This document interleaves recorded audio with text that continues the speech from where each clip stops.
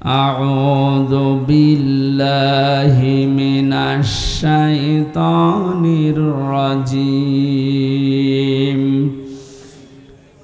بسم الله الرحمن الرحيم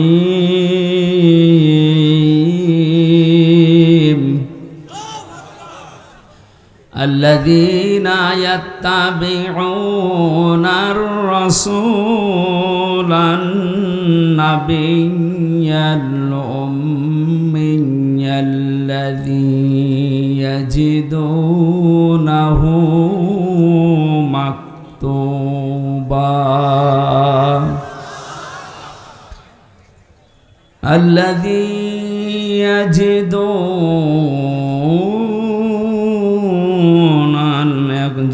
يجدونه مكتوبا عندهم في التوراة والإنجيل صدقت يا ربنا.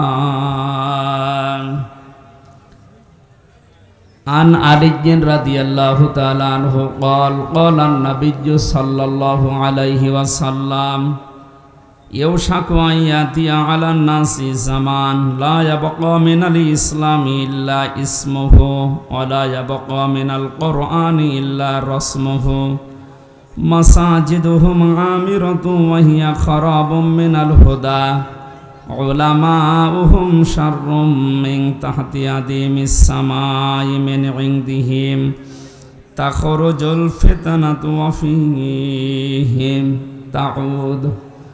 رواه البيهقي. وقال تعالى في شان رسوله وما زادهم إلا إيمانا وتسليما. اللهم صل على محمد وآله وصحبه وبارك وسلم. الحمد لله. নাটোর জেলার বড়াইগ্রাম থানার অন্তর্গত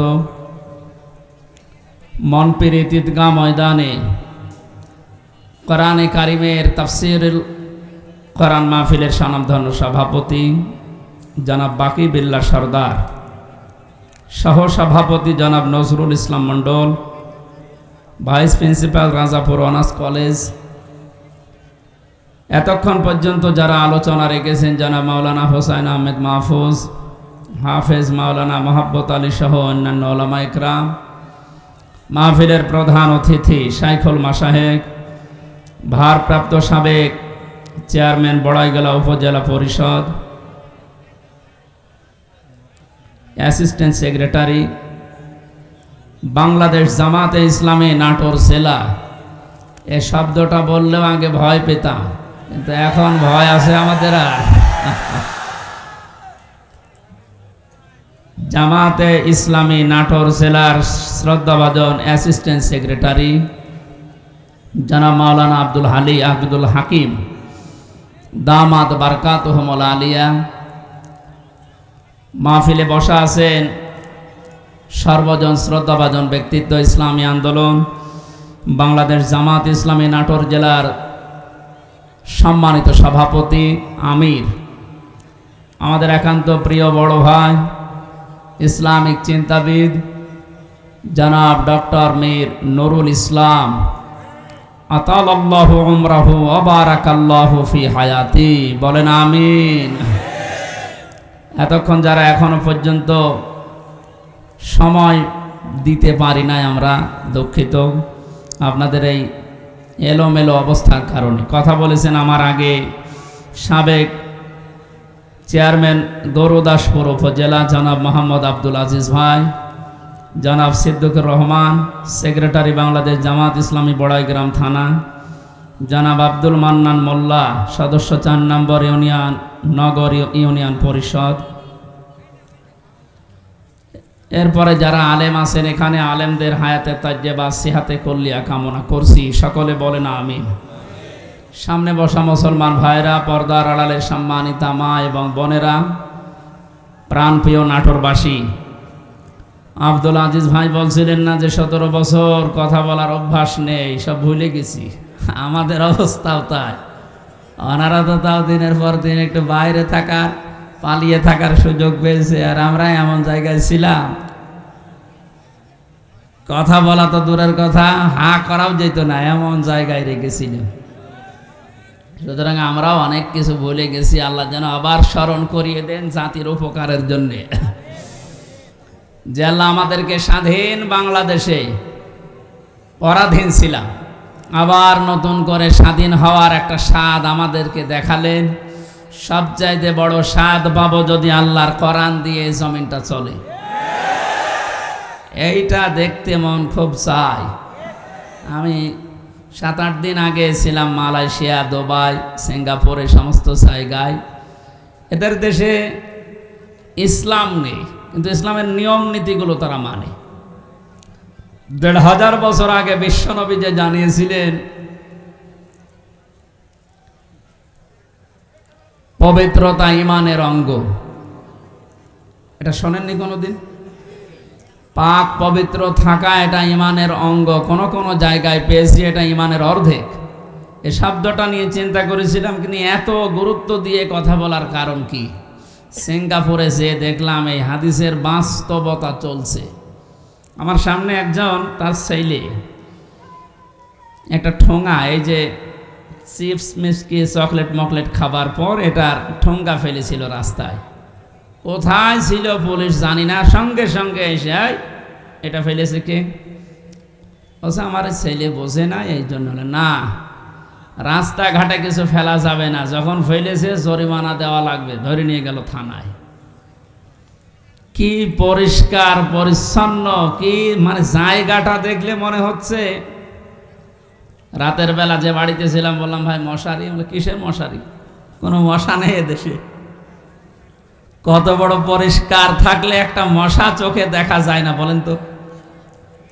এই জন্য বলছি ওদের দেশে ইসলাম ওরা মানে না, কিন্তু ইসলামের নিয়ম নীতিগুলো দেখলাম ফলো করছে। বিশ্বাস করে না ইসলাম যে শান্তির ধর্ম, এটা বিশ্বাস করে না। তো খ্রিস্টান আর বৌদ্ধ ওই দেশে বেশি, কিন্তু ইসলামের নিয়ম নীতি ফলো করার কারণে, শুধু আইনের শাসন থাকার কারণে, এই 17 বছর অনেকে শুধু মিথ্যা বলে উড়িয়েছে যে আইনের শাসন আমরা প্রতিষ্ঠা করেছি, কিচ্ছু করে না। এই শব্দটা উল্টিয়ে বলা যায় যে বেআইনের শাসন প্রতিষ্ঠা করেছিল। গতকালকে সাবেক অবৈধ আইন মন্ত্রী, অবৈধই বলা যাবে কারণ সরকারও অবৈধ, মন্ত্রীগুলো অবৈধ। ওনারে যখন ডিম উপর দিয়ে মারে, নিচ দিয়ে মারে, বিভিন্ন জায়গায় যখন ডিম দিচ্ছিল, এ থেরাপির কারণে শেষ পর্যন্ত বলেই ফেলেছে একটা দোষও আমার না, সব আমারই উপর থেকে নির্দেশ দিয়েছে হাসিনা। এ কথাটা বলার পরে দেখলাম লোকটা হাসতেছে। আমার মনে হয় ওর তার আমার এই যে এক মামা এসেছে আজকে সাথে কুষ্টিয়া থেকে, অনেক মামা, ওর একটা হালকা তার কাটা আছে। আমার মনে হয় এই ব্যাটারও তার এরকম কেটে গিয়েছে।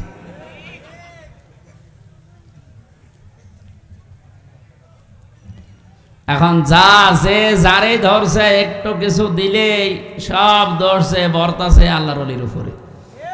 আর যেটা দরবেশ মনে করতাম, এ দরবেশ যে এত খারাপ, দাড়ি কেটে নম হয়ে গেছে। ওরে দেখলে পর্যন্ত শয়তান হাসে যে আল্লাহ তুমি আমারে শয়তান বানিয়েছো, এটা তো আসল শয়তান ছিল। হোসাইন মাওলানা বলছিল না 29,000, না ওটা 36,000। পদ্মা সেতু বানিয়েছে 32,000 টাকা খরচ করি, আর এই লোকটার শুধু বাইরের একটা ব্যাংকেই টাকা পড়ে আছে 36,000 কোটি টাকা। ওই টাকাগুলো ফেরত পেলে বাংলাদেশে আর একটা পদ্মা সেতু বানানো যাবে। মালয়েশিয়ায় দেখলাম এই যে পেনাং থেকে এই আর একটা শহরে যাবার সময় 2টা ব্রিজ পর পর, একটা মনে হয় 8 কিলোমিটার, একটা 17 কিলোমিটার। এই যে বিশাল বিশাল ব্রিজ তারা বানিয়েছে, বাংলাদেশেও সম্ভব, শুধু এই দরবেশদের টাকাগুলো বাইরে থেকে নিয়ে আসা দরকার।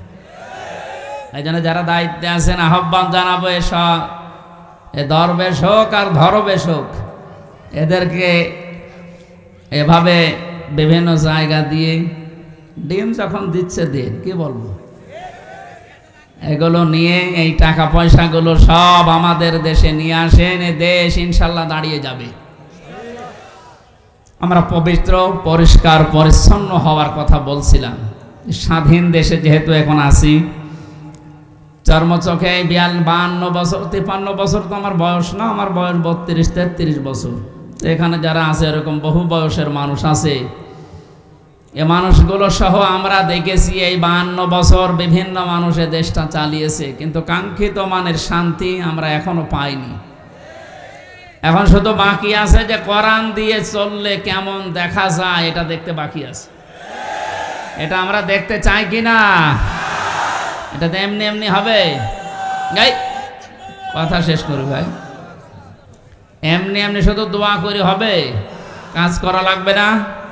সুতরাং কোরআন দিয়ে চালাবে যারা, এরকম মানুষগুলোকে আজ আমরা ওখানে পাঠাতে চাই আর দেখতে চাই চর্মচোখে। আল্লাহ আমাদেরকে তুমি একটু দেখার তৌফিক দাও যে জমিনটা কোরআন দিয়ে চলছে। দল মত নির্বিশেষে আমরা এই অনুষ্ঠানে ইবাদত মনে করে এসেছি। বলেন তো আলহামদুলিল্লাহ। তাআওয়ানু আলাল বিররি ওয়াত তাকওয়া ওয়া লা তাআওয়ানু আলাল ইসমি ওয়াল উদওয়ান। আল্লাহর ঘোষণা, এই পৃথিবীতে তোমরা ভালো কাজে, নেক কাজে একে অন্যকে সাহায্য করো, অন্যায় কাজ করবা না, অন্যায় কাজে সাহায্য সহযোগিতা করবা না। আজ আমরা আহ্বান জানাচ্ছি, রাষ্ট্র যেহেতু সংস্কার আরম্ভ হয়ে গেছে বা চলছে, আমরা সব জায়গায় ইসলাম দিয়ে সংস্কার করতে চাই। নবীর উপরে দরুদ আর সালাম পাঠ করার মাধ্যমে তেলাওয়াতকৃত আয়াত থেকে যেটা লিখে দিয়েছেন এর উপরে ভিত্তি করে আমরা তাফসিরুল কোরআন মাহফিলে তাফসির আকারে কথা বলতে চাই ইনশাআল্লাহ। জবান খুলে কোরআনে কারিম থেকে। আমি যেহেতু 8-9 দিন ছিলাম, মাওলানা মিজানুর রহমান আজহারি ভাই, এরপরে ডেভিড লিও নামে একজন আছে ইসলামিক চিন্তাবিদ স্কলার, অনেক দামি লোক। এরপরে ডক্টর জাকির নায়েক সাহেবের সাথে দেখা হয়নি, হওয়ার কথা ছিল। এ মানুষগুলোর কাছে মিশে আমি যেই কয়েকদিন ছিলাম, আমি সবচাইতে বড় বিষয় পেয়েছি, ওনারা আলেমদের কিছু দায়িত্ব কর্তব্য, যেহেতু ওনারাও মজলুম মানুষ, আসবে, দেশে ফিরে আসবে। মিজান ভাই জানিয়েছে আমি কিছুদিনের ভেতরেই দেশে যাব। আমি বলেছিলাম ভাই দেশে আসার পরে কুষ্টিয়া, আমার জন্মভূমি কুষ্টিয়াতে কোরআনের কথাগুলো চলে না, কারণ যে 2জন শয়তান এই বাংলাদেশে আল্লাহ পাঠিয়েছে ওই জেলায়, আমার জন্মভূমি, তারপরও আমারে বলতো না। এই যে খুলনা বিভাগের 10-11টা জেলা, একটাতেও আমারে কথা বলতে দিত না। যাওয়ার আগে 144 ধারা জারি হয়ে যেত। এখন যেহেতু সুযোগ এসেছে, ওনাকে বললাম আমার কুষ্টিয়া দিয়ে আপনি কোরআনের কথাগুলো আরম্ভ করবেন। উনি সময় দিতে চেয়েছি, দেখি দেশে আসুক ইনশাআল্লাহ। বাংলাদেশের প্রত্যেকটি জায়গা তখন আর জামাতের প্রোডাক্ট কেউ বলতে পারবে না, যারা বলতো তারা এখন কবরে। আল্লাহ রাব্বুল আলামিন তার কোরআনে কারিমকে যেন উন্মুক্ত করে দেন দেশের জন্য এবং প্রতিষ্ঠা করে দেন। বলেন আমিন। সূরা আরাফ কোন সূরা বলেন তো? 157 নম্বর, একটা মাত্র আয়াতের 4 ভাগের 1 ভাগ আমরা পড়েছি। বিশ্বনবীর হাদিস লক্ষ লক্ষ, সেখান থেকে একটা হাদিস নবীজির জামাই হযরতে আলীর বর্ণনা করা, যোগের সাথে মিলিয়ে আমরা তেলাওয়াত করলাম। এই দুইটাকে সামনে রেখে কোরআন যেভাবে তাফসির করা লাগে হক আদায় করে চেষ্টা চালাচ্ছি ইনশাআল্লাহ।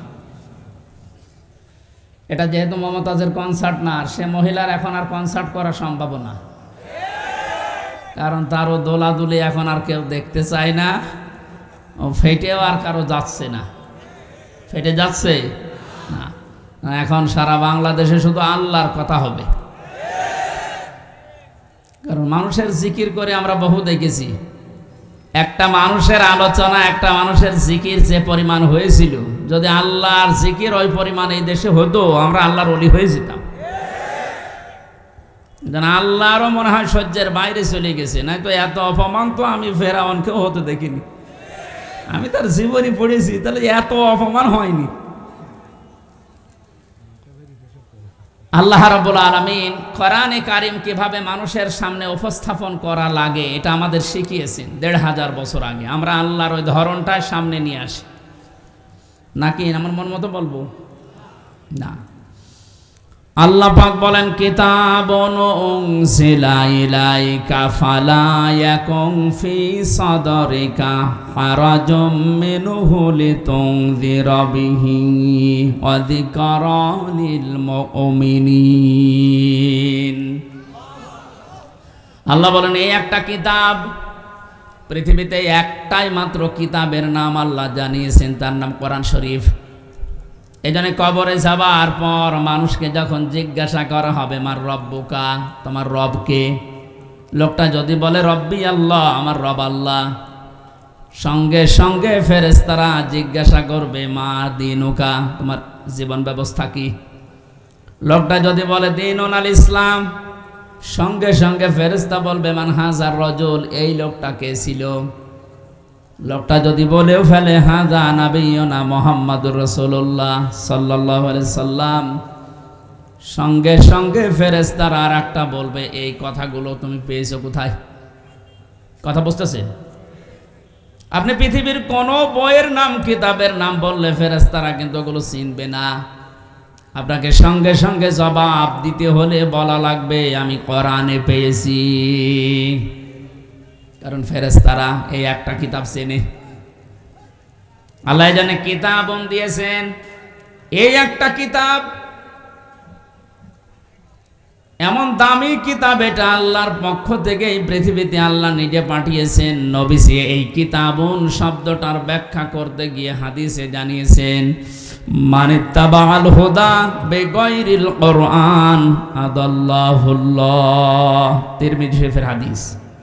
এখানে ডিস্টার্ব হচ্ছে, বাতাস লাগবে না, অ্যাক্টিভ হয়ে শুনবেন। আমি কিন্তু প্রশ্ন করবো, এটা ক্লাস চলছে না? ক্লাসের পরে যে প্রশ্ন করা হয় আমি কিন্তু সামারাইজ করে প্রশ্ন দেব, আন্দাজের সাথে শুনতে এসেছেন না? আল্লাহর নবীর এই কথার ভেতর থেকে দুইটা শিক্ষা আমি পেয়েছি। নবীজি জানিয়েছেন কোরআনে কারিম বাদ দিয়ে পৃথিবীর কোন জায়গায় যদি কেউ ভালো হওয়ার নিয়তে, হেদায়েত পাওয়ার নিয়তেও যায়, আল্লাহ নিজে দায়িত্ব নিয়ে তাকে গোমরা করে দেয়।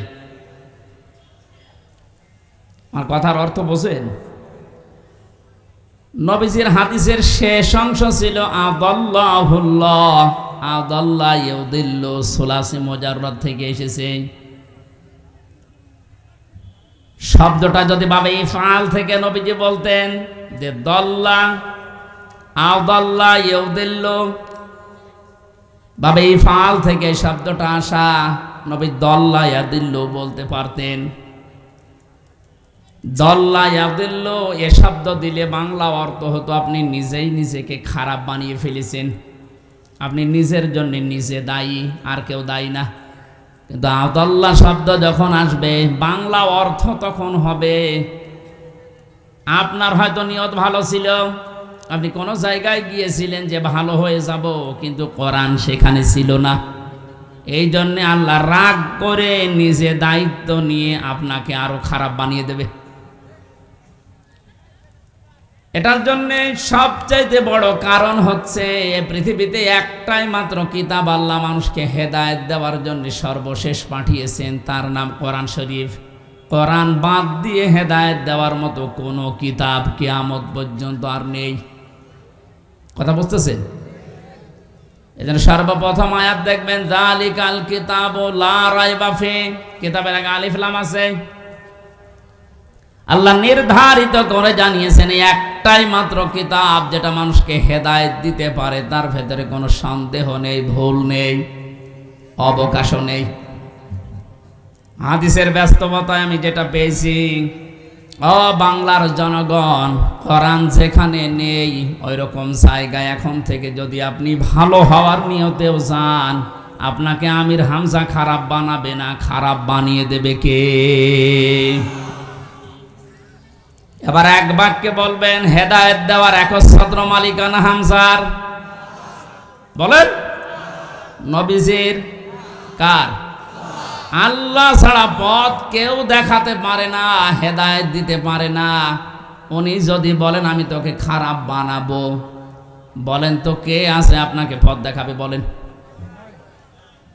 এই জন্যে আমার শেষ কথা, ফাইনাল কথা এইটাই, আজকে থেকে সিদ্ধান্ত দৃঢ়ভাবে নেওয়া লাগবে, কোরআন যেখানে নেই সে যত বড় বাবার দরবার হোক, যত বড় রাজনৈতিক দল হোক, যেখানে কোরআন চলে না, কোরআনের কর্মসূচি নেই, আমি ওখানে যাব না। ওখানে যদি আমি ভালো হওয়ার নিয়তেও থাকি, তাহলে আমারে খারাপ বানিয়ে, গোমরা বানিয়ে জাহান্নামে পাঠাবে কে? আমার মনে হয় এই ওয়াজটা যদি আজ আমরা বাংলার 18 কোটি জনগণের ভেতরে 10 কোটি মানুষও মেনে নিতে পারি, এদেশে আমরা গোমরাহি থেকে মুক্ত হব। আল্লাহ রাব্বুল আলামিনের হেদায়েত আমাদের জন্য আম হয়ে যাবে। আশা করছি আপনি কথাটা মেনে নেবেন আপনার প্র্যাকটিক্যাল জীবনে, যে কোরআন যেখানে নেই ওই রকম দলে আমি আজকে থেকে আর নেই। এটা শুধু সামিয়ানার নিচ পর্যন্ত শেষ, বাইরে নিয়ে যাবেন তো? যেখানে কোরআন নেই, তাহলে যদি আপনি জানো ভালো হওয়ার নিয়ত আপনার ছিল, কিন্তু আপনাকে আল্লাহ ভালো রাখবে না। শ্বশুরকে মানুষ অনেকে বাবা বলে ডাকে, এটা হারাম না, জায়েজ আছে। কিন্তু নিজের বাবার সামনে যদি বারবার শ্বশুরকে আব্বাসান বলেন, লোকজন জিজ্ঞাসা করে এইটাকে, এটা আমার শ্বশুর আব্বা, আর এইটা চিনি না, বাবার রাগ হবে না? বাবা বলা জায়েজ আছে বলে আপনি একেবারে সব সময় মুখে ফেনা তুলে ফেলবেন আব্বাসান বলে, আসল যেটা জন্মদাতা বাবা, ওর কোনো খবর নেই। ওনার মনে যেমন দুঃখ লাগার সম্ভাবনা আছে, কোরআনে কারীম আল্লাহ হেদায়েত দেওয়ার জন্য পাঠিয়েছেন। এইটা বাদ দিয়ে সত্যি যদি আপনি কোনো জায়গায় আপনার নিয়ত ভালো নিয়েও যান, আল্লাহ কিন্তু দায়িত্ব নিয়ে আপনাকে খারাপ বানিয়ে দেবে। আল্লাহ এই জন্য শব্দটা প্রথমেই দিয়েছেন কিতাবুন, এই একটা কিতাব। উনজিলা ইলাইকা, হে নবী আপনার প্রতি আমি এটা নাজিল করেছি। ফালা ইয়াকুম ফি সাদরিকা হারাজুম মিনহু লিতুনদিরা বিহি। এই কিতাব দিয়ে যখন ওয়াজ করবেন, এই কিতাব দিয়ে আপনার উম্মতদেরকে যখন সতর্ক করবেন, তখন আপনার মনের ভেতরে যেন কোনো সংকীর্ণতা না আসে। হারাজন শব্দের ব্যাখ্যা পেয়েছি আমি তাফসিরে 2টা, একটু খেয়াল করেন। 1 নম্বরে কোরআনে কারীম দিয়ে যখন আপনি মানুষকে বোঝাবেন, তাফসির করবেন, ব্যাখ্যা বিশ্লেষণ দিবেন, তখন আপনার মনের ভেতরে যেন এই ধারণা না আসে, না জানি অনেকের আবার মন খারাপ হয় কিনা। এরকম মানুষ দেশে ছিল না, কোরআন দিয়েই বলতো কিন্তু কেটে যেত, চেপে যেত, গোপন করতো, মনে মনে ভাবতো সব যদি কোরআনের কথা ওপেন ভাবে এভাবে খোলাখুলি বলি, সবার মন পাওয়া যাবে না, অনেকে আমার উপর মন খারাপ করবে। এই জন্য নবীজিকে আল্লাহ প্রথমে এই শব্দ দিয়ে জানিয়েছেন, আপনি যখন কোরআন প্রচার করতে যাবেন, তখন আপনার মনের ভেতরে যেন কোনো সংকীর্ণতা কাজ না করে যে কে কি বলল। 2 নম্বরে, আবহমান কাল থেকে অনেক নিয়ম নীতি ইসলাম মনে করে মানুষ পালন করে আসছে। আপনি যখন কোরআনে কারীমের কথাগুলো সঠিকভাবে তুলে ধরবেন, ওইগুলো টিকবে না, এমনি কেটে যাবে।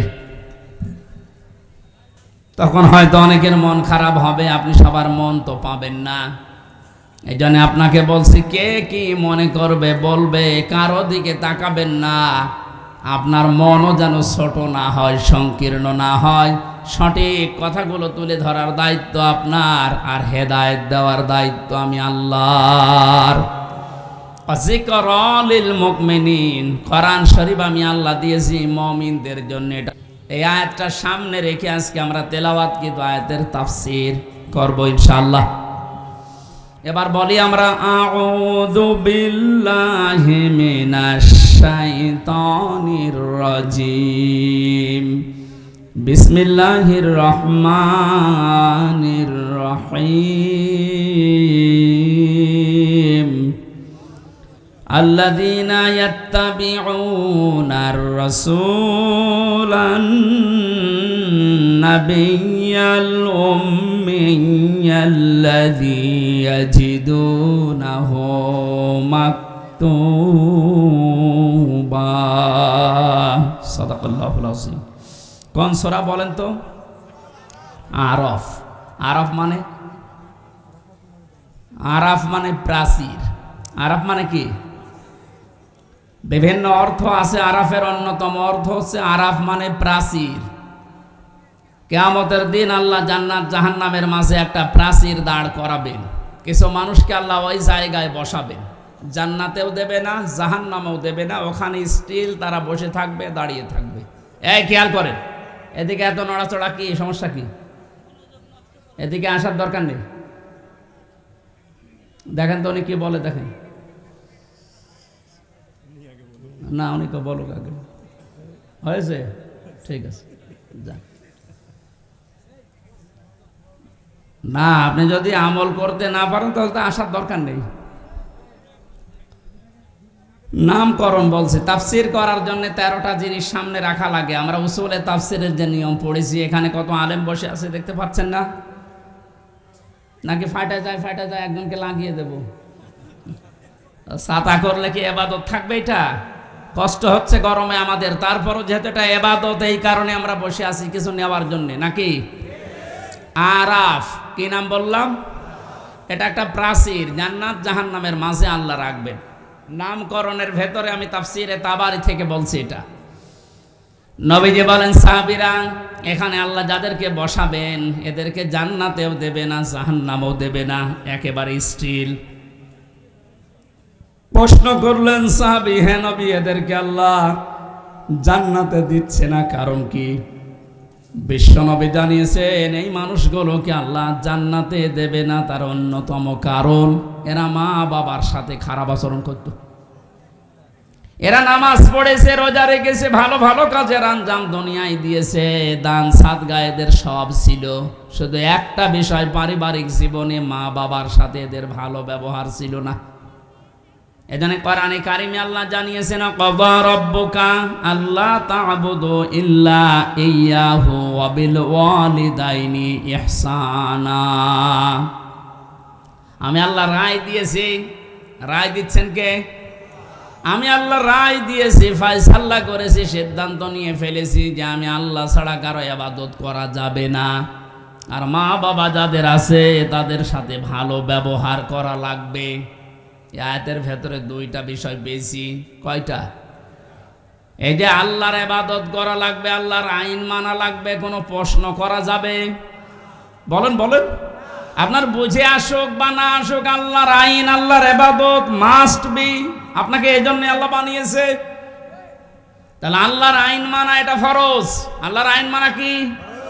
আরো জোরে বলেন। মা বাবার আইন মানা কি? না, এই শোনেন আপনি, মাঝখানে ওয়া আল্লাহ দিয়েছেন, খেলা করার জন্য দিয়েছেন। ওয়া বিল ওয়ালিদাইনি ইহসানা। মা বাবার আইন মানা ফরজ না, মা বাবার সেবা করা ফরজ। মা বাবার পেছনে খরচ করা, তাদের সেবা শুশ্রূষা করা, এটা কিন্তু নফল না, মুস্তাহাব না, মুবাহ না।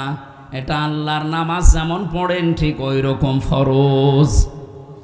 এ মানুষগুলো এই কাজ করে না, এই জন্য আল্লাহ এই জায়গায় দাঁড় করিয়ে রেখেছে।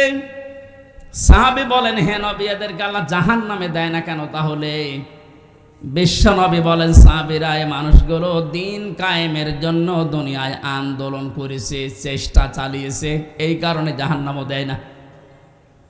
তাহলে হাদিস থেকে বোঝা যায়, দুনিয়ায় যারা দিন কায়েমের জন্য চেষ্টা চালাবে, সংগ্রাম করবে, মুজাহাদা করবে, এ মানুষগুলোর জন্য জাহান্নামের আগুন হারাম। আমরা জাহান্নামে যেতে চাই না, কারণ যারা আমরা ইসলাম এই পৃথিবীতে দাঁড় করানোর জন্য, কায়েম করার জন্য চেষ্টা চালিয়ে যাচ্ছি, খাদেম হিসাবে, কামলা হিসাবে, আমাদেরকে আল্লাহ জাহান্নামে দেবেন, আপনি বিশ্বাস করতে পারেন। তো পারিবারিক জীবনে যেন এমন কোনো কাজ আমরা না করি যে না আমরা জান্নাতেও যেতে পারছি না। এখন একটা ছোট্ট প্রশ্ন এখানে আছে, আজ হাজার লক্ষ পরিবারে আমরা অনেকেই চেষ্টা করে যাচ্ছি যে পারিবারিক জীবনে আমরা শান্তি সুখে কাটাবো, যেন জাহান্নামে যাওয়া না লাগে মা বাবার সাথে আচরণ খারাপ করার কারণে। তো অনেক পরিবারে আমরা বাস্তবে দেখতে পাচ্ছি, স্ত্রীর কারণে আর স্ত্রীর মা বাবার এই কুপরামর্শের কারণে অনেক সংসারে সন্তান মা বাবার সাথে ভালো আচরণ করতে পারছে না। সম্মানিতা মা বোন যারা বিভিন্ন জায়গায় বসে আছেন, শুধু নামাজ পড়া আর পর্দা করা ইবাদত না, মানুষের সাথে মুআমালাত মুআশারাত পারিবারিক জীবনে নিজের নিকট আত্মীয় স্বজনের সাথে ভালো ব্যবহার করা ইবাদত। এটা আজ হাজারো পরিবারে নেই।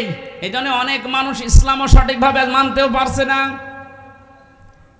বাস্তবতায় সে দান সাদগা নামাজ রোজা হজ যাকাত বহু কিছু করছে, পারিবারিক জীবনে স্ত্রীর শুধু মন ছোট থাকার কারণে নিজেও বাধ্য হয় স্ত্রীর কারণে মা বাবার সাথে খারাপ ব্যবহার করতে।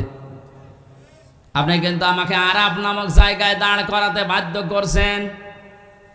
সুতরাং স্ত্রী যারা এসেছেন ওরা মন উদার করবেন, মনে করবেন যাদের বাড়িতে আসলাম এগুলো আমার মা আর বাবা। আমি হাজারো মেয়ে লোককে দেখেছি নিজের মা বাবা দোষ করলেও কিছু মনে করে না, মাফ করে দেয়, মানিয়ে নেয়। তো শ্বশুর শাশুড়ি একটু ভুল করলে মানাতে পারে না, তখন স্বামীর কাছে আস্তে আস্তে কানে কানে কথা তুলে দেয়। এরকম মহিলা দেশে নেই? শ্বশুর শাশুড়ি যারা বসে আছেন ওরা তো এখন বগল বাজাচ্ছে যে কাজ হচ্ছে।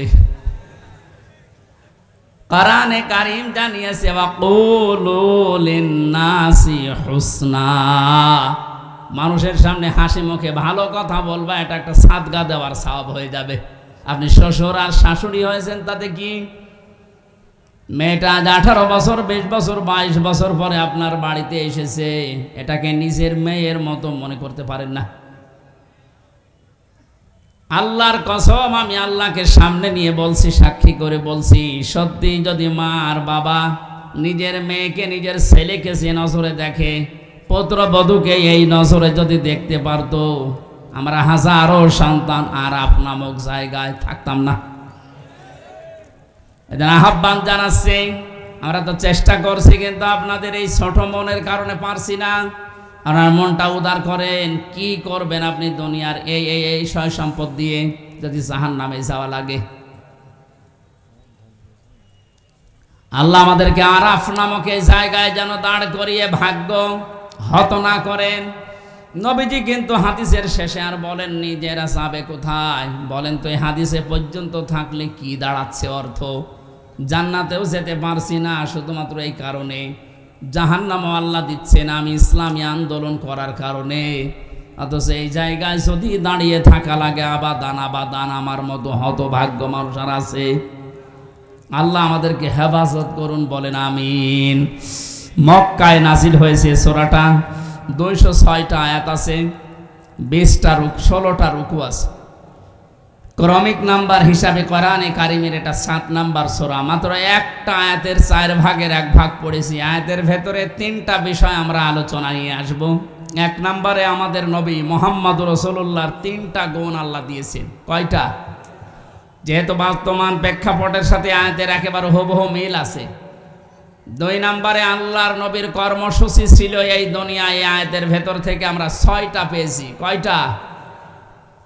3 নম্বরে আমরা যারা তার উম্মত এখন দাবি করব কিয়ামত পর্যন্ত, তাদের কর্মসূচি হবে, তাদের করণীয় হবে 4টা। তাহলে নবীজির পরিচয় তুলে ধরা হবে আয়াত দিয়ে 3টা, বিশ্বনবীর কর্মসূচি তুলে ধরা হবে 6টা, আর আমাদের করণীয় তুলে ধরা হবে 4টা। সব মিলে 13টা। কয়টা? এই 13টা বিষয় আজকের আলোচনায় আছে। আমরা একটা একটা করে তাফসীর আকারে শুনছি। আপনারা আছেন তো? আল্লাহ পাক বলেন আল্লাযীনা ইয়াত্তাবিউনার রাসূলান নাবিয়্যাল উম্মিয়্যা, তোমরা অনুসরণ করো, ইত্তেবা করো, দেখে দেখে চলো।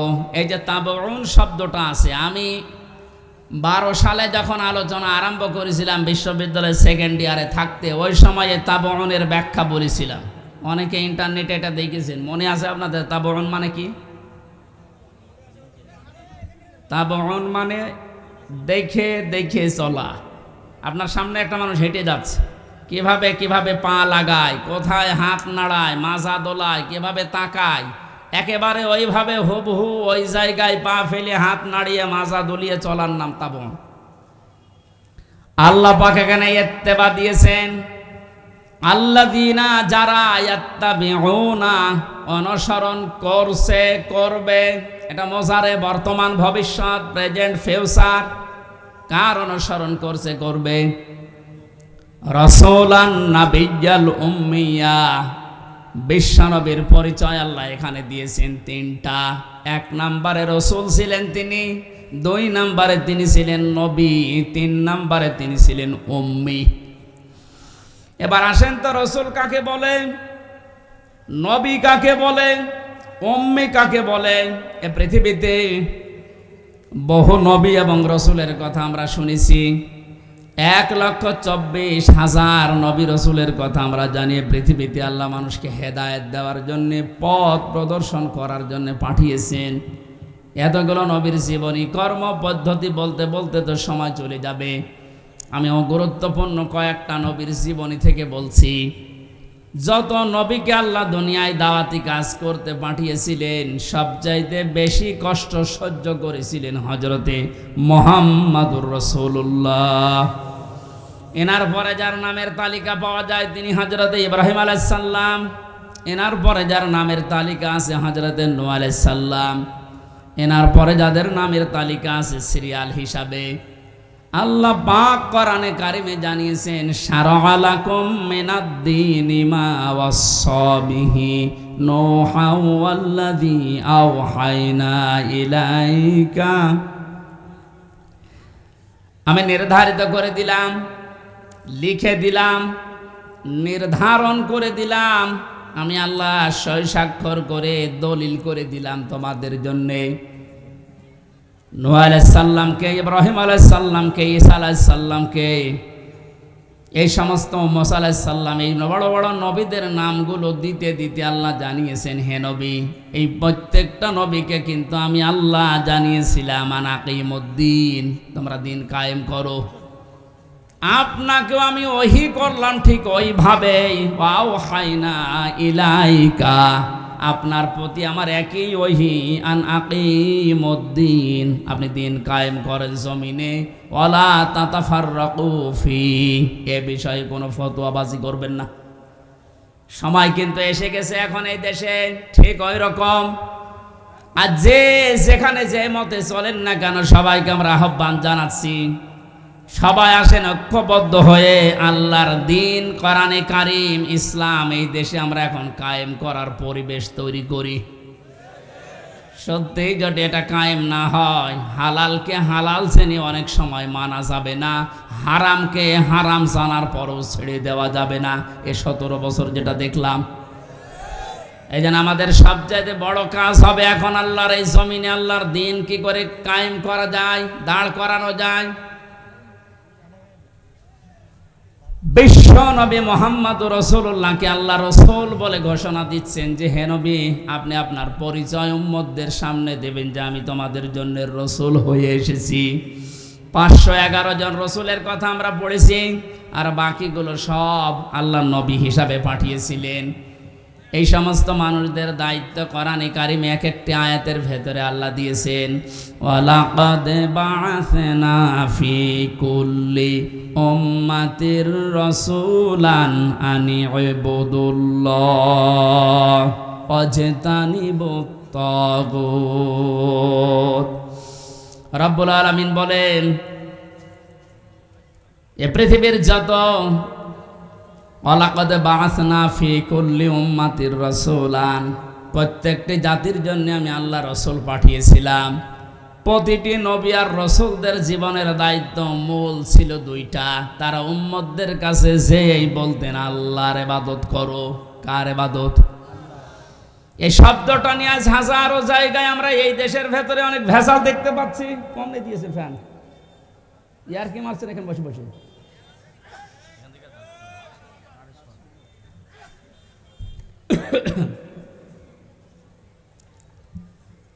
এই যে ইবাদত, এই শব্দটা ব্যাপক অর্থবোধক একটা শব্দ।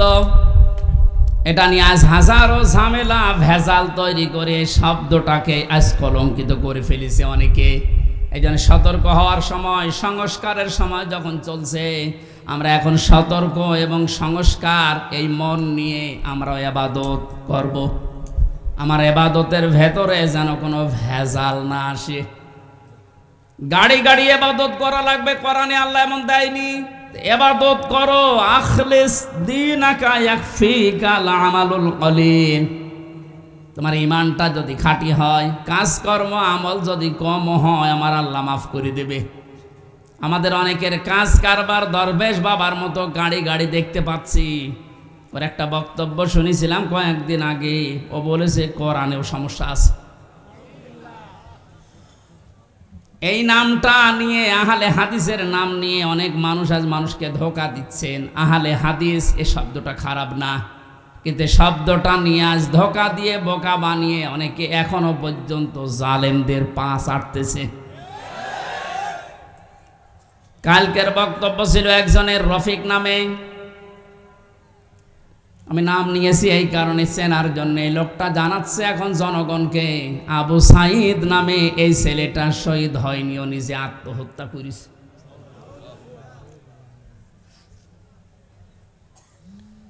বিশ্বনবী কোরআন হাদিসের ভেতরে তিনি স্পষ্টভাবে জানিয়েছেন, কেউ যদি দেওয়াল চাপা পড়ে মারা যায় সে শহীদের মর্যাদা পায়, পানিতে ডুবে মারা যায় শহীদের মর্যাদা পায়। এ কথা কি নতুন শুনছেন? বলেন। আগুনে পড়ে যদি কেউ মারা যায় সে যদি শহীদের মর্যাদা পায়, অ্যাক্সিডেন্ট করে মরলে যদি শাহাদাতের মর্যাদা পায়, এই পৃথিবীর ময়দানে জালেমদের জুলুমের সামনে মোকাবেলা করতে গিয়ে নিজের জীবনটা যে দিয়ে দিল, তাকে আপনি শহীদ বলতে আপনার অসুবিধা লাগে কোন জায়গায় বলেন তো দেখি?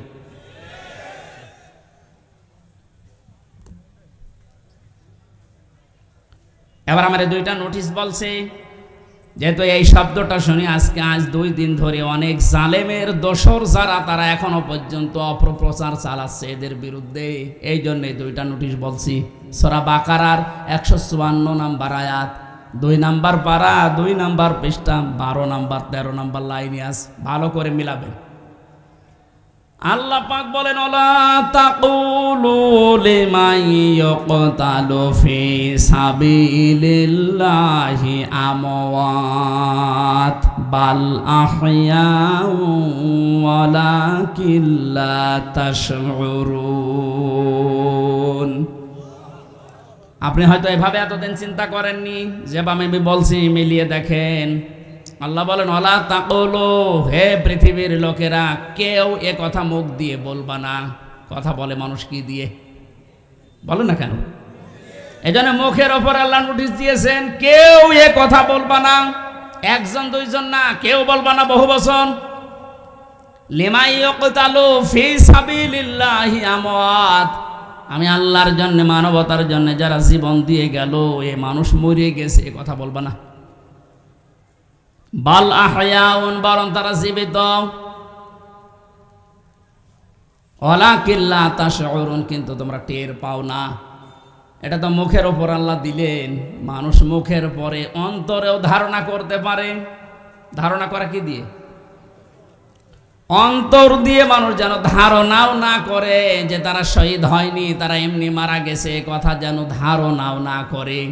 সূরা আলে ইমরান 4 নম্বর পারার 11 নম্বর পৃষ্ঠার 9 নম্বর লাইনের 159 নম্বর আয়াতে আল্লাহ 69 নম্বর আয়াতে আল্লাহ জানিয়েছেন, ওয়ালা তাহসাবান্নাল্লাযীনা কুতিলু ফি সাবিলিল্লাহি আমওয়াতা বাল আহয়াউন ইনদা রাব্বিহিম ইরযাকুন।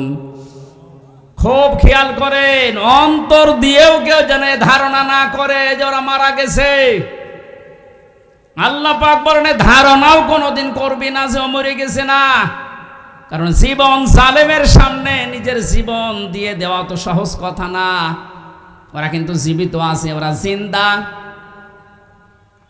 ইনদা রাব্বিহিম ইরযাকুন, তারা তাদের রবের কাছে রিজিক পাচ্ছে। সুতরাং আবু সাইদ রংপুরের এই ছেলেটা জালেমের সামনে দাঁড়িয়ে জীবনটা দিয়ে শাহাদতের মরণ পেয়েছে।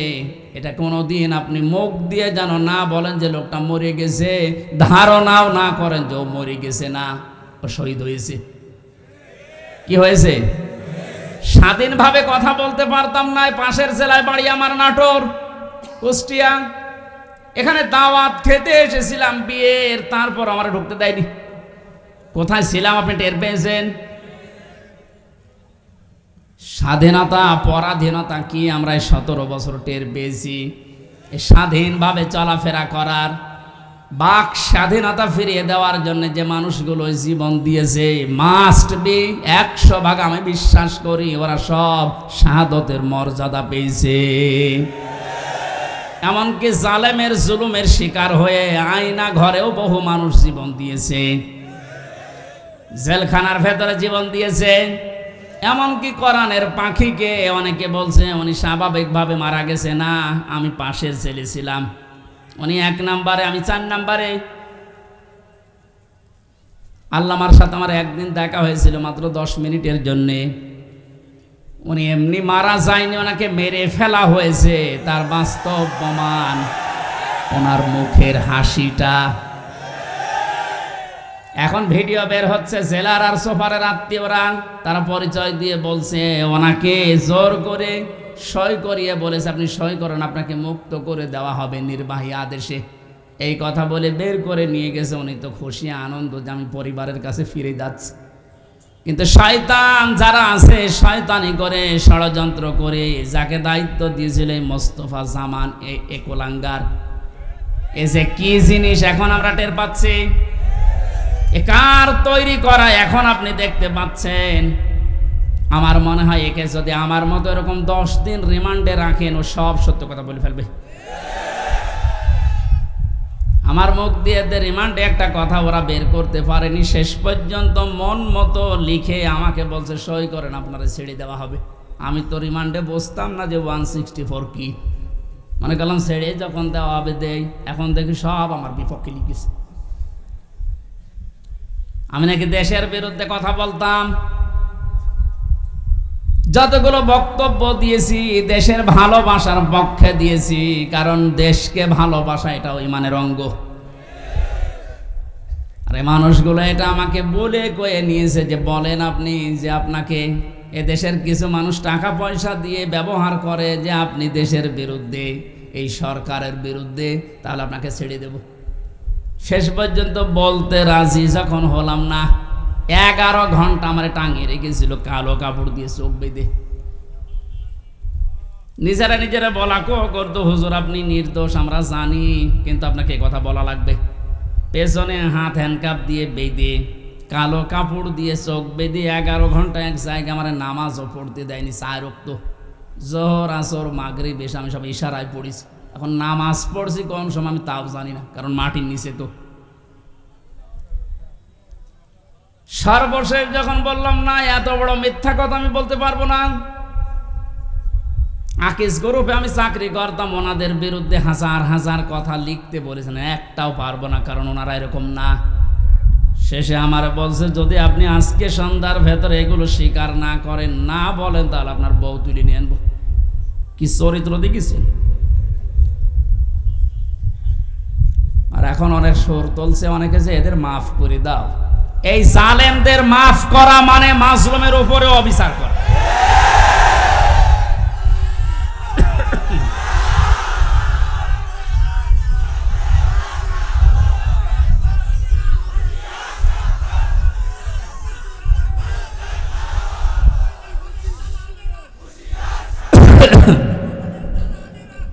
আমার ভাইরা,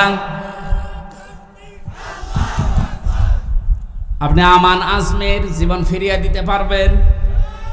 ব্যারিস্টার আরমানের স্ত্রীর কাছে আপনি কি জবাব দেবেন বলেন?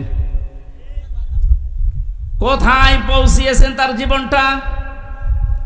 কি ট্যালেন্টেড সন্তান ছিল মীর কাশেম আলীর। আমি জেলখানায় থাকতে এক কারারক্ষী এসে আমারে কুতুবউদ্দিন ওর বাড়ি, রাজবাড়ি, রাত 12টার পরে যখন ডিউটি হয়েছে এসে বলছে হুজুর একটা গোপন কথা বলি, কাউকে যেন বললেন না এখানে, তাহলে আমার সমস্যা হবে। কি হয়েছে বলে, আমি যেদিন দায়িত্বে ছিলাম মীর কাশেম আলীর, যেদিন ফাঁসি হবে লোকটাকে যেয়ে বললাম স্যার আর সময় নেই, মাত্র 3 ঘন্টা আছে, আপনি প্রস্তুতি নেন। উনি আমারে বলছে, ভাই কারারক্ষী এখনো তো সময় 3 ঘন্টা আছে, আমি 2 ঘন্টা ঘুমাই, তুমি আমারে ডেকে দিও। আল্লাহর কসম, আমি আল্লাহকে সামনে নিয়ে বলছে, ও যা যা বলেছে একটাও মিথ্যা কথা না, সবগুলোই এইভাবেই বলেছিল। যে আমি পাহারা দিতে গিয়ে দেখলাম লোকটা ঘুমিয়ে গেল। 2 ঘন্টা পর ওনারে ডাকলাম, ঠিক ঘুম থেকে উঠলো, গোসল করে ওযু করে শেষের নামাজটা শেষ করে একটা চা বানিয়ে বলছে, নেন। বললাম, স্যার আমি চা খাবো না। আপনার কিছুক্ষণ পরে বলে, জানি আমি, আর মাত্র 15 মিনিট আছে। জল্লাদ শাহজাহান এসে গেছে, ডাক দিয়ে নিয়ে যাচ্ছে, বলেন চলেন। উনি আমারে বলছিল, ভাই আমির হামজা, আপনাকে আমি বলি, আমিও তো মানুষ, উনিও মানুষ, মাত্র 3 ঘন্টা জ্বরে পর ফাঁসি, তার 2 ঘন্টা ঘুম আসলো কি করে? এই লোকটার সন্তান ব্যারিস্টার আরমান, উনি কিন্তু ওই সময় জানে যে তার ছেলে গুম হয়ে আছে, মরে গেছে না বেঁচে আছে তাও জানে না। বাংলাদেশ না, বিশ্বের ভেতরে যদি আমার মনে হয় 100 জন মানুষ থাকে যে মানুষকে কর্মসংস্থান তৈরি করে দেয়, তার ভেতরে মীর কাসেম আলী একজন। কত কিছু দুনিয়ায় তার ছড়িয়ে আছে, আপনি হিসাব করতে পারেন কি? হামজার মতো সে, তার স্ত্রী সন্তান কোথায় আছে সে কিচ্ছু জানে না। এই কঠিন মুহূর্তে তার নিজের হাজারো যারা অনুসারী, তার সহকর্মী যারা, হাজার হাজার মানুষ পালিয়ে বেড়াচ্ছে, জেলখানায় আছে, আটক আছে, মরে গেছে, সব কিছু তার কাছে সংবাদ আসতেছে। এমন কঠিন সময়ও লোকটা 2 ঘন্টা ঘুমিয়েছে। এমনি ঘুম আসবে না, অবশ্যই আমার আল্লাহ তাকে সূরা হামিম সেজদার 30 নম্বর আয়াত ফেরেশতা দিয়ে শুনিয়েছে। কোরআনে কারীম জানিয়েছে, ইন্নাল্লাযীনা ক্বালু রাব্বুনাল্লাহু সুম্মা ইসতাকামু তাতানাজ্জালু আলাইহিমুল মালাইকা আল্লা তাখাফু ওয়া লা তাহজানু ওয়া আবশিরু বিল জান্নাতিল্লাতী কুনতুম তুআদুন। আল্লাহ পাক বলেন, যারা এই কথা বলে যে আল্লাহ তুমি আমাদের রব, আমি টিকে আছি এই কথার উপরে, আল্লাহর সঙ্গে সঙ্গে তার বিপদে আপদে পড়লেই ফেরেশতা নাজিল করবে। এই জন্য তাতানাজ্জালু দিয়েছেন আল্লাহ, 1 জন 2 জন পাঠায় না, মালাইকা বহু বচন, হাজারো ফেরেশতা তার জন্য আল্লাহ পাঠিয়ে সান্ত্বনা দেয়। আল্লাহ তাখাফু ওয়া লা তাহজানু, কোনো ভয় নেই, কোনো চিন্তা নেই। আবশিরু বিল জান্নাহ, ওই জান্নাতের সুসংবাদ গ্রহণ করো, আল্লাতী কুনতুম তুআদুন, যার ওয়াদা আল্লাহ করেছে। আমার মনে হয় ঠিক মীর কাসেম আলী শহীদ, উনি আল্লাহর ফেরেশতাদের দ্বারা শুনতে পেয়েছিলেন, সন্তান ব্যারিস্টার আরমানের জন্য চিন্তা নেই, হাজার হাজার সহকর্মীর জন্য চিন্তা নেই, ওগুলো আল্লাহ সব দেখবে, তুমি জান্নাতে প্রবেশ করো। তাছাড়া আর কি করে ঘুম এসেছে আমার তো বিশ্বাস হয় না, আমিও তো ছিলাম, আমার তো ঘুম আসতো না। রাতের পরে রাত আমি বিনা ঘুমে কাটিয়েছি। ঘুম আসে না, কি করবো? 2-3টা ঘুমের বড়ি খেয়েও ঘুম আসে না। অথচ লোকটার 2 ঘন্টা 2.5 ঘন্টা পরে ফাঁসি, আর বলছে আমি 2 ঘন্টা ঘুমিয়ে নেই। আপনি কি যা তা মনে করেন এটা? এই লোকটার সন্তান ব্যারিস্টার আরমান 8টা বছর তার স্ত্রী জানতো না যে লোকটা বেঁচে আছে না মারা গেছে। গতকালকে তিনি একটা ভিডিওতে বলছিল, আমি আমার পরিবারের আশা ছেড়ে দিয়েছিলাম, কারণ খাবার দিত পচা খাবার, অধিকাংশ সময় আমার রোজা রেখে কাটানো লাগতো। এই 8 বছরে আমার মনে হয় সে প্রায় 8 বছরই রোজা ছিল।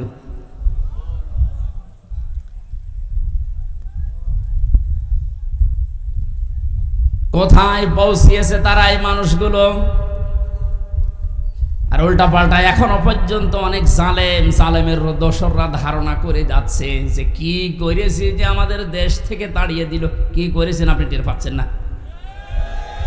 আপনি যদি কিছু না করেন, আপনার শুধু আইনা ঘরের কারণে ফাঁসি হওয়া দরকার। মানবতার সাথে যেটা কত বড় মারাত্মক অপরাধ আপনি টের পাচ্ছেন না এখনো? যারা ছিল তাদেরকে একটু জিজ্ঞাসা করেন।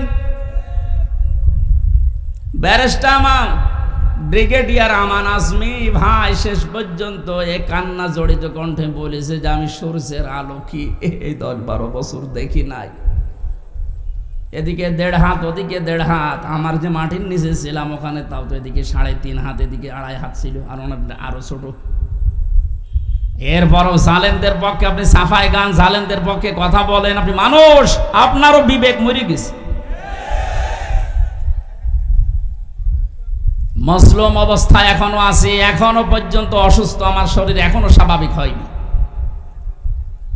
এখনো মুসাফির অবস্থায় আছি। দোয়া করছে আল্লাহ কিয়ামতের আগে কোন জালেম যেন এই দেশে আর ফিরে আসতে না পারে। আমরা যারা আছি এই দেশে এখন, আমাদের আলেমদের উচিত হবে নবীরা রসুলরা তাদের যে পরিচয়গুলো আল্লাহ তুলে ধরেছিলেন, নবীর কাজ কি, রসুলের কাজ কি, এই পরিচয়গুলো আমরা এখন জনগণের সামনে তুলে ধরবো। তাদের কর্মসূচি 6টা। কয়টা? আইহাল্লু লাহুমুত তাজ্জিবাত, তারা হালাল করত পবিত্র জিনিস।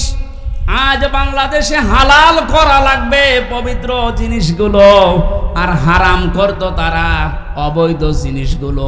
বাংলাদেশে এখন প্রত্যেকটা সেক্টরে এখনো পর্যন্ত হারাম জিনিস জিয়ে রাখা হয়েছে। এই এদিকে তাকান, যারা দায়িত্বে আছেন, অন্তর্বর্তীকালীন সরকার থেকে শুরু করে যারা এখন দায়িত্বে আছেন, এই মুহূর্তে আপনাদের সিদ্ধান্ত নেওয়া লাগবে এই জালেমদের সহযোগী যতগুলো ছিল প্রত্যেককেই ইমিডিয়েটলি এখনই ওদেরকে বহিষ্কার করা লাগবে। এটা সংস্কার যেহেতু চলছে, নবীদের কর্মসূচি 6টা ছিল, তার 2 নম্বর এটা হালালকে হালাল বলে বৈধ জায়গায় দিয়ে দেন।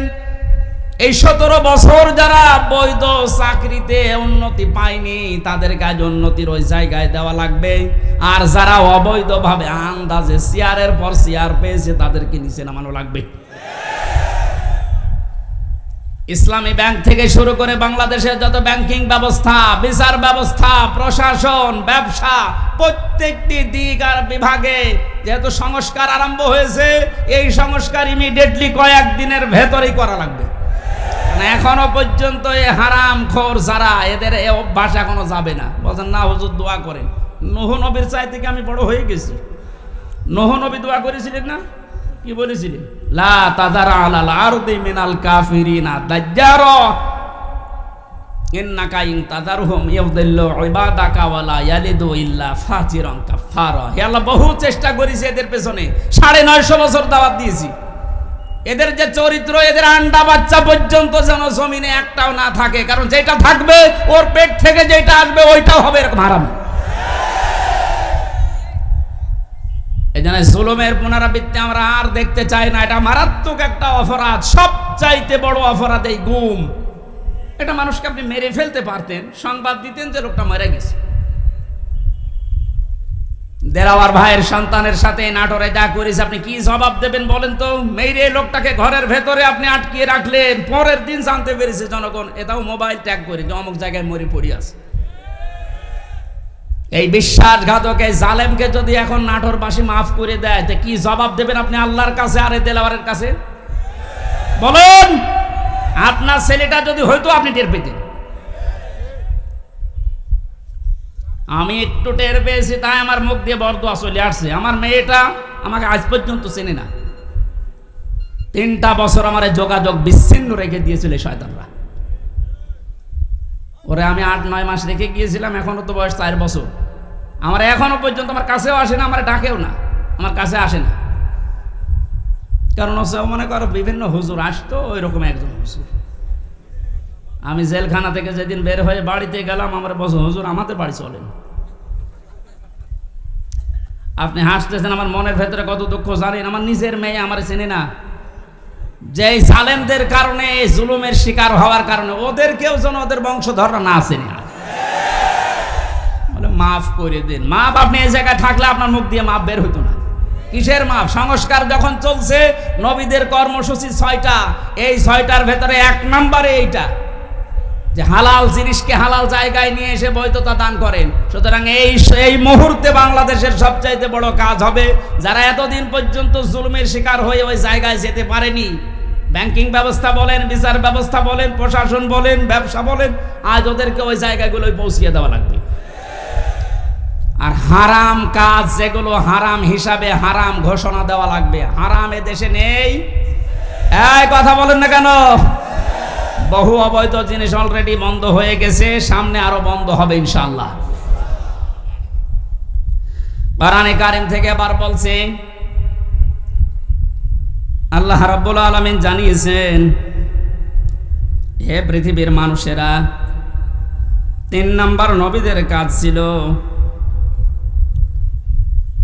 সৎ কাজে আদেশ করবে, তারা অসৎ কাজে বাধা দেবে। আজ বাংলাদেশ জামাতে ইসলামীর সর্বোচ্চ দায়িত্বে যিনি আছেন ডাক্তার শফিকুর রহমানের দিকে আপনি তাকান। 4টা দিন এই লোকটার সাথে আমি এক ঘরে ছিলাম, কাশিমপুর কারাগারে। এটা মানুষ বলা যায় না, আমার মানে এটা ফেরেশতা।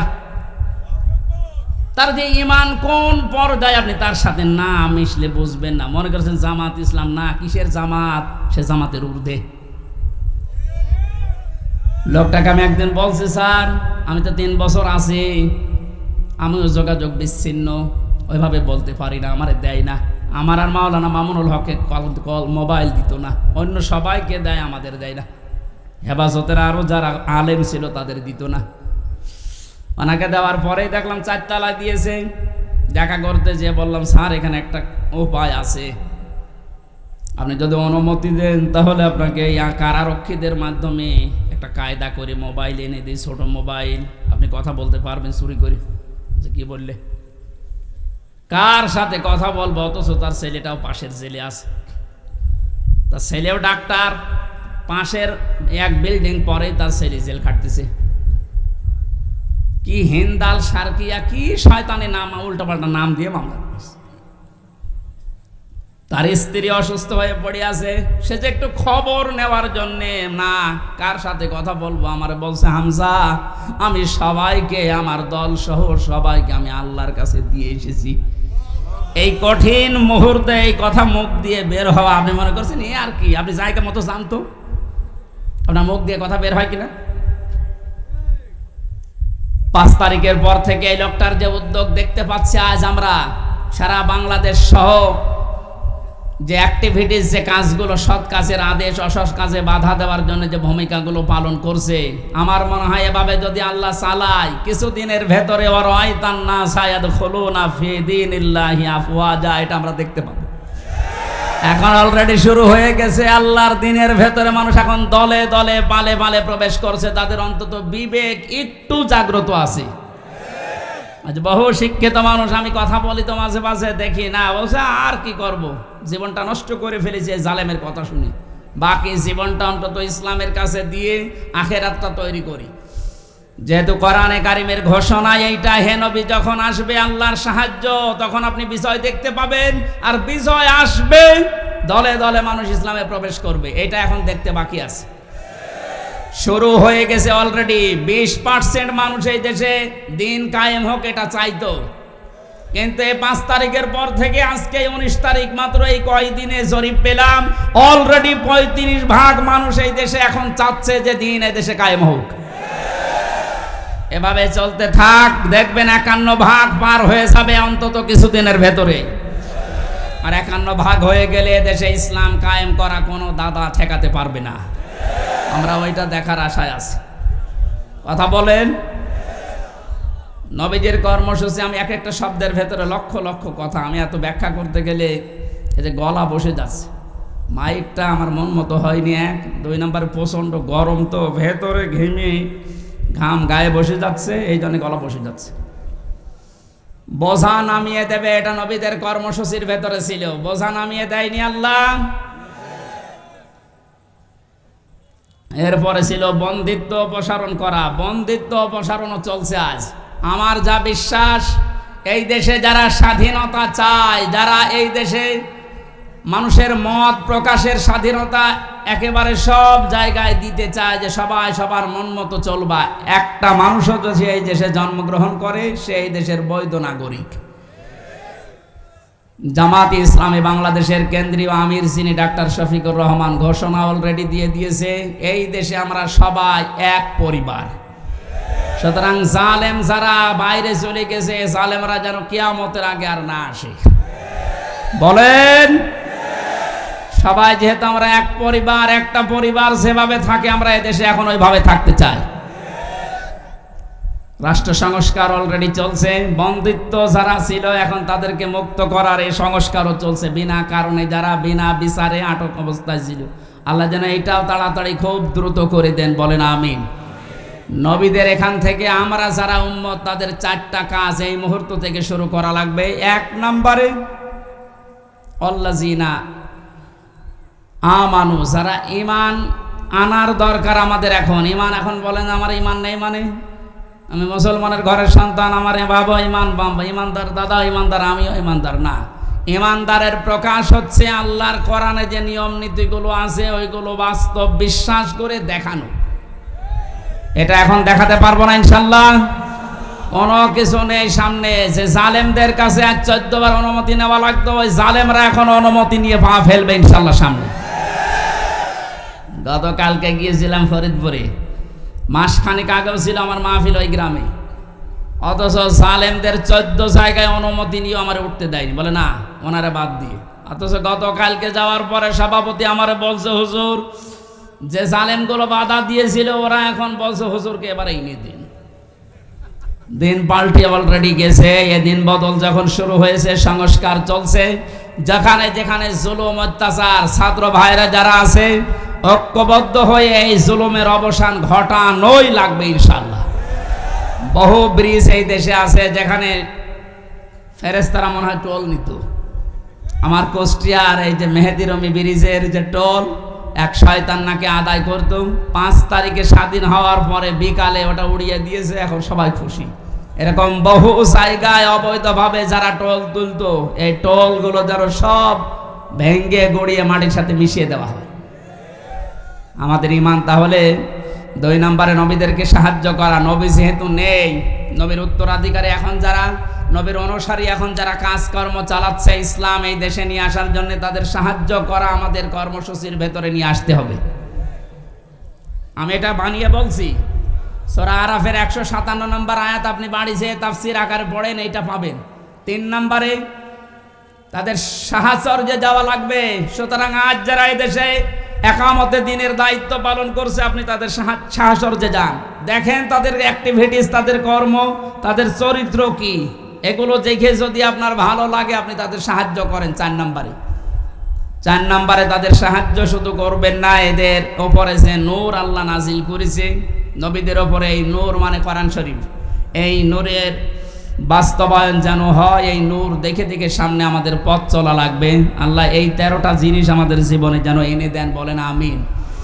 আমি আমার এই ছোট্ট ঈমান থেকে এবং ছোট্ট জীবন থেকে যেটা দেখলাম, বাংলাদেশে যারা একামতে দিনের দায়িত্ব পালন করছে এবং সামনে করবে, আমি গ্যারান্টি দিতে পারি এ মানুষগুলোর ভেতরে যদি 4 আনা দুর্নীতি কোনোদিন পান, তাহলে আপনি সঙ্গে সঙ্গে আস্তাগফিরুল্লাহ বলে মুখ ফিরিয়ে চলে আসবেন।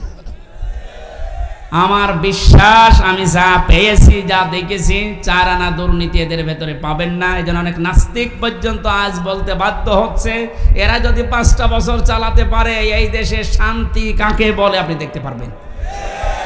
আল্লাহ তুমি তোমার কোরআনে কারিম এই দেশে কায়েম করে দাও, এটা আমরা দেখতে চাই। আল্লাহুম্মা আমিন। লা ইলাহা ইল্লা আনতা সুবহানাক ইন্নী কুনতু মিনাজ জালিমিন।